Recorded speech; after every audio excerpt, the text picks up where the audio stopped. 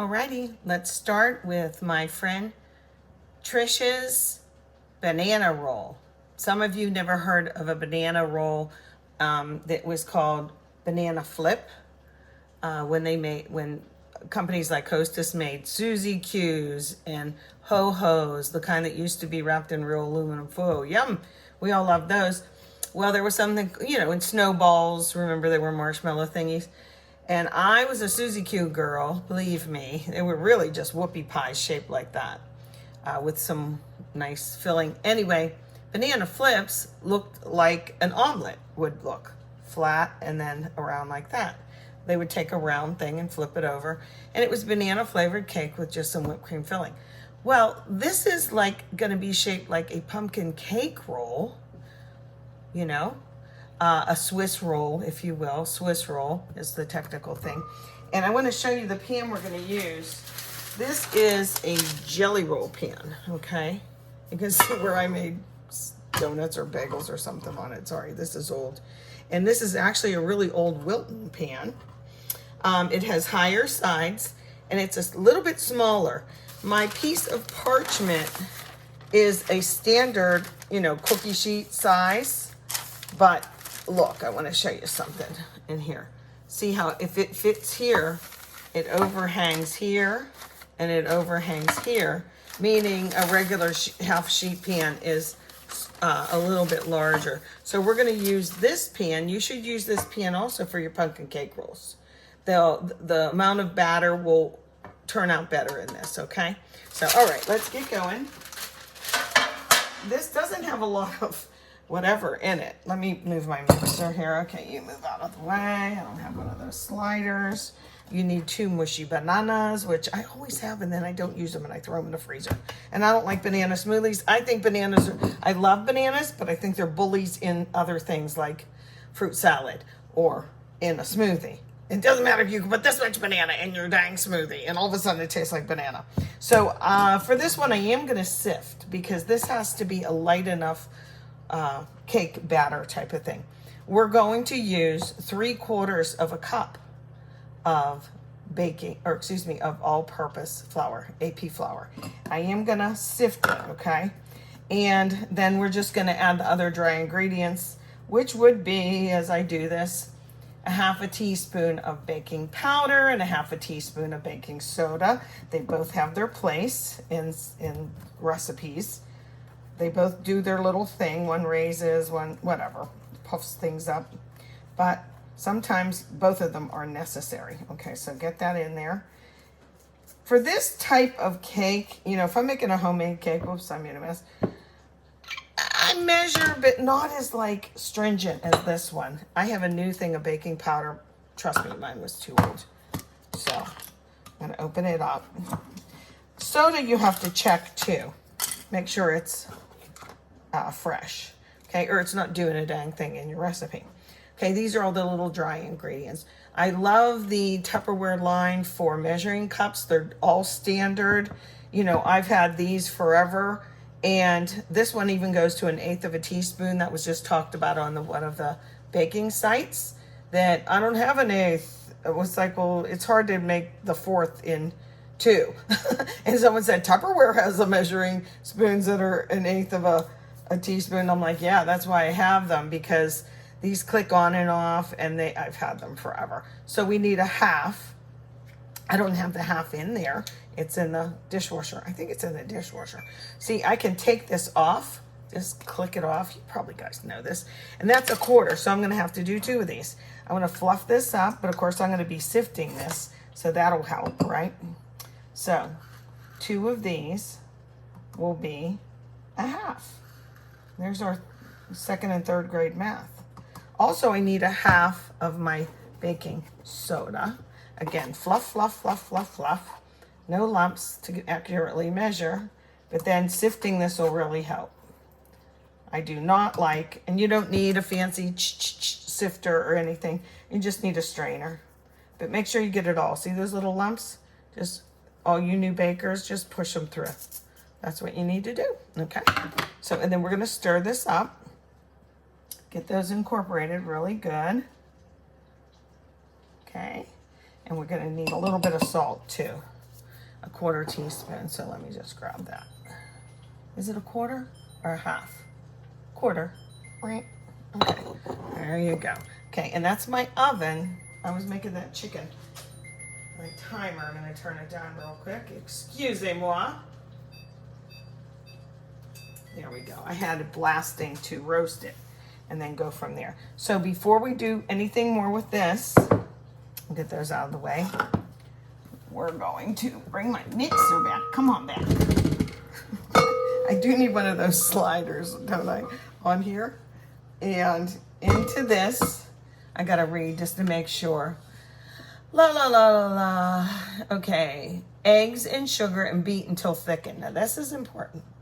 1 cup of sugar, okay, and 3 eggs. When it says to cream something, it doesn't just mean do it for a minute. It means till it looks lighter. It will be like thicker and blonder, okay? So there's 1 egg. I shouldn't be doing it on the side, but I know we all cut shortcuts here and there. If you ever do get egg shell in there, you know, the best thing to get it out with is another piece of egg shell. It'll cut right through that white. Here's our 3 eggs. Okay, so I'm just gonna get this whipping up a little bit slow at first and then whip, whip, whip, because I'm gonna kind of cream it, really, really incorporate it. Just walk away from it until it's well mixed. This is the key. Well mixed creaming, that a lot of recipes don't turn out right. You kind of miss the language of that. To cream something is most important in a recipe like this. So I have to get my attachment and get this going, and then we'll be back and I'll show you what it looks like. Okay, I had this on pretty high for several minutes. Can you see the color has changed? I'm gonna tip this towards you. Well, I shouldn't really do that because I'm bonking something. Anyway, now I'm gonna put my bananas in, okay? And they are really, really mushy. Remember how the Grinch stole Christmas and the words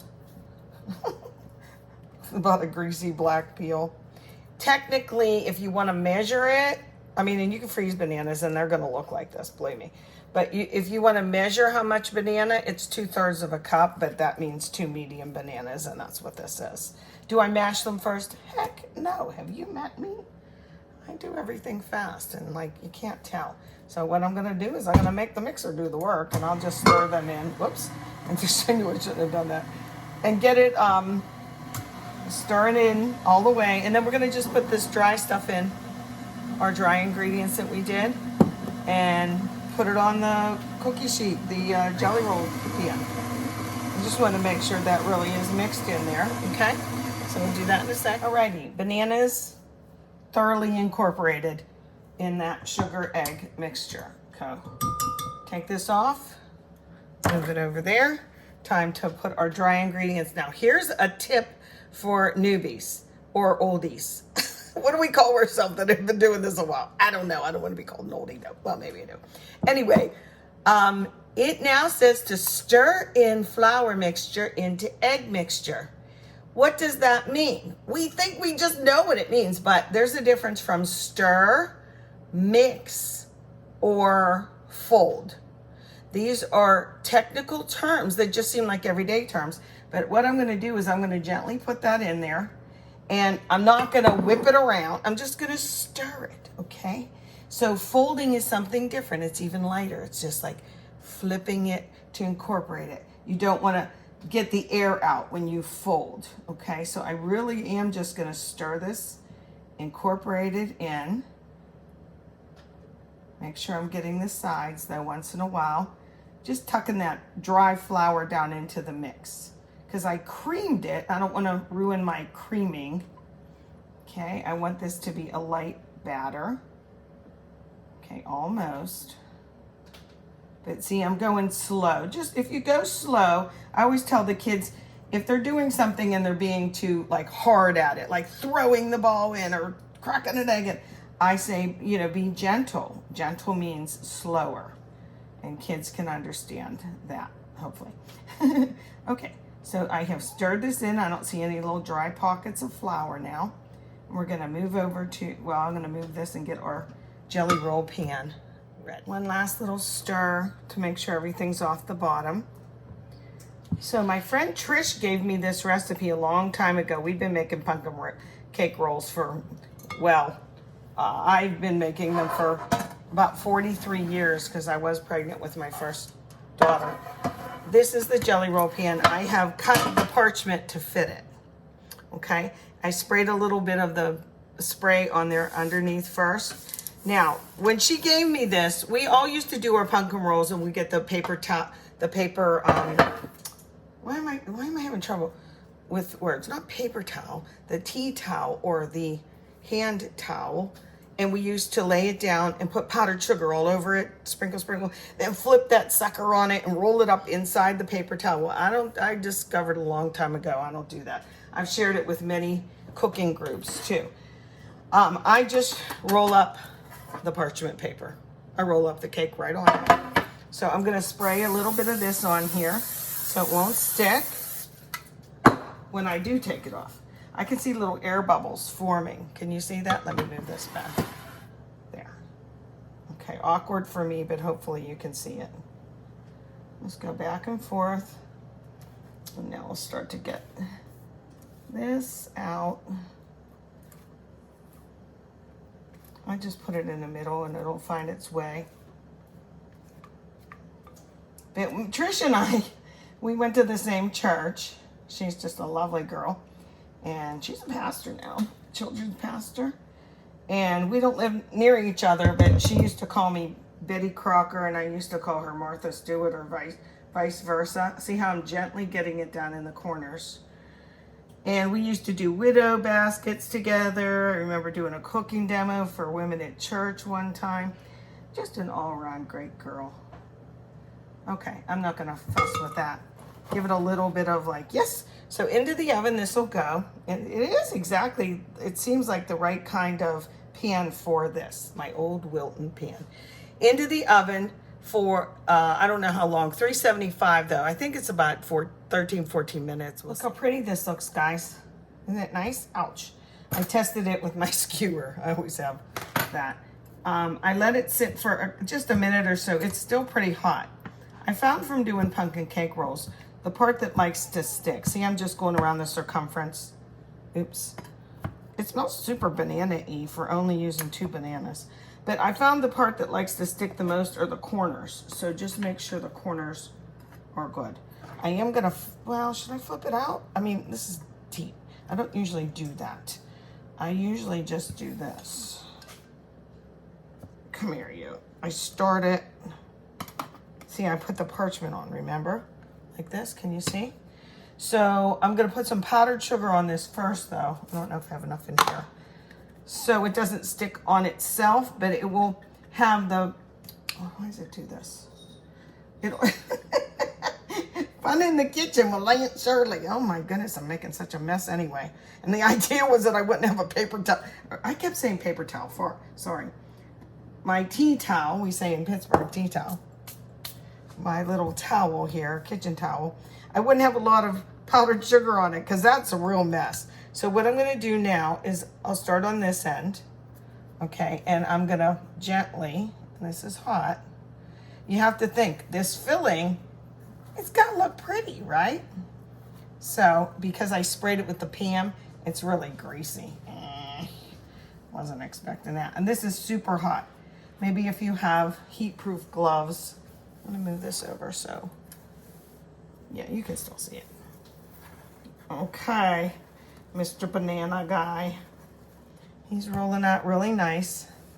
I'm gonna put him on this paper towel. Come on out. Come on out. Seam side down. This can cool in the fridge or just on your counter. Need a dry paper towel, boy oh boy. And look, that's a nice tight little roll. Can you see that part here? Looks good, huh? Ew, it's so greasy though. Maybe I shouldn't have put so much Pam down. In fact, I don't remember doing that with my pumpkin cake rolls. So I don't think for the first, I don't think you need to do that. put the spray down first, but I'm kind of semi-listening mostly to my friend Trisha's recipe. So what I'm gonna do is I'm gonna keep him in the fridge. And I am just gonna gently, just so he doesn't come unrolled, I'm gonna do this. And then we're gonna make the cream cheese filling. Cream cheese filling is easy. It's just pretty standard stuff. You know, powdered sugar, cream cheese, some really soft butter, and vanilla. I never did put my homemade vanilla in a little container. I don't know where I put it. But okay, so we'll get this cool. It's got to cool a long time. It has to be cold. And then we'll unroll it, put our filling in, and re-roll it up. That's a standard Swiss cake roll. Yeah. Here she is. She's nice and cool. I had made the cream cheese frosting. And let me tell you one thing about this. You know, I said it has the cream cheese, the powdered sugar, butter, and vanilla, which is a classic cream cheese that you would use on like carrot cake and whatnot.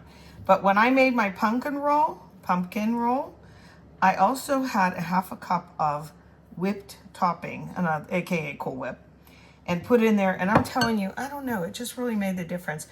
I learned that recipe when I was pregnant with Lindsay, and 40 some years ago. Okay, I'll just put it like that. So this is completely cool because we had dinner, and I'm gonna unroll this and fill it and roll it back up. So get rid of this towel. Now it's still in the parchment, keep in mind, okay, as we unroll it. So hopefully it won't stick. I put a little powdered sugar on it. It might be tacky, but this is kind of like not a tricky part, but you have to be gentle. Sometimes people will have parts where it's thick and then too thin. So that's the idea. Remember we talked about creaming and how important it is?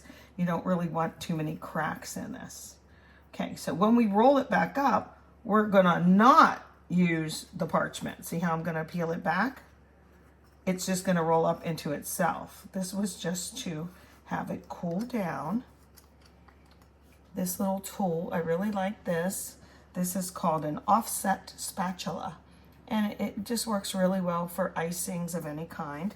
And in this case, our filling. Okay, so come on, little bugger, unroll the rest of the way. Now it looks a little bit cracked here, but that'll work.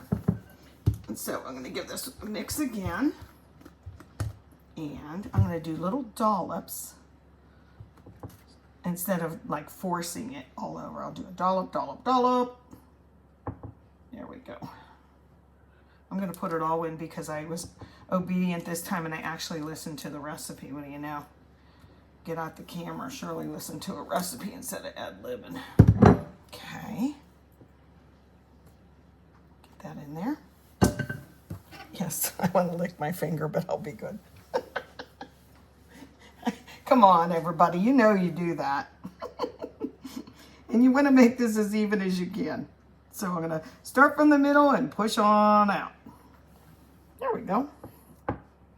It doesn't, I've overfilled my pumpkin cake roll in the past. Big mistake. Doesn't look nice, it doesn't cut. So just control yourself. Just go by the recipe. Okay, this looks like it'll be enough. Almost there. You know, when you cut it, I've made these for people, you know, as a gift or whatever. I've never sold them, but I know people sell them. I always cut off the ends on each side because that is not real pretty. You want to make a pretty Swiss cake roll. Look at this. All right. Come on, Shirley. Well, I want to get it right. I know, but you're taking long. I'm actually not. Okay. What was that? 2 minutes. Okay, as long as it's pretty even. And I'm not that worried about, I said get it all the way to the end, but if it's a little off, don't beat yourself up, okay? Now, for this part, we're going to re-roll it. I'm going to start on this side again. And now we don't want the parchment, see? This is so much neater to do it this way, guys. I just don't want it to stick. Let me get some real quick. Oh, I can use this. To help it along, I'm going to take this, it's flat. If I see it sticking a little bit, like not even sticking as much as being tacky, you know what? I should get my powdered sugar. That would solve it. Come on, you. There we go. So just unroll. That part just wanted to be stubborn. You can be stubborn. I'm more stubborn. Ta-da! It's very wet. The bananas are very wet now, aren't they? This is sticking a little bit more than I'd like, but the end result will be fine. I'm gonna just flip this like a tablecloth. You know how you do the tablecloth trick that nobody ever knows really how to do. Okay, almost. This is why people pay a lot so they don't have to make a Swiss cake roll, so someone else will make it for them. Some things are just worth the money. So for pumpkin cake rolls and whatnot, anything that's a Swiss cake roll. I like the chocolate ones. At Christmas time, they shape them like a Yule log. They call them a Yule log. So there it is. And yes, we're gonna cut it. See these ends, they're not real pretty, right? Boy, this is a big boy. You know what? I'm gonna get my sugar shaker. BRB.